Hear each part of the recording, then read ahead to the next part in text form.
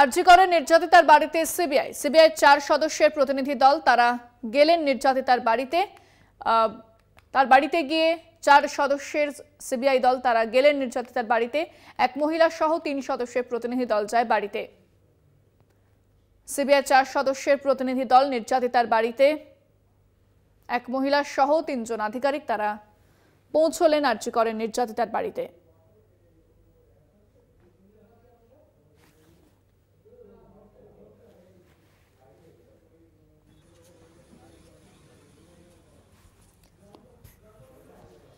ফোনে রয়েছেন আমাদের প্রতিনিধি জয়ন্ত মজুমদার। জয়ন্ত, এখন কি জানতে পারছো সিবিআইর তরফ থেকে কি আপডেট রয়েছে?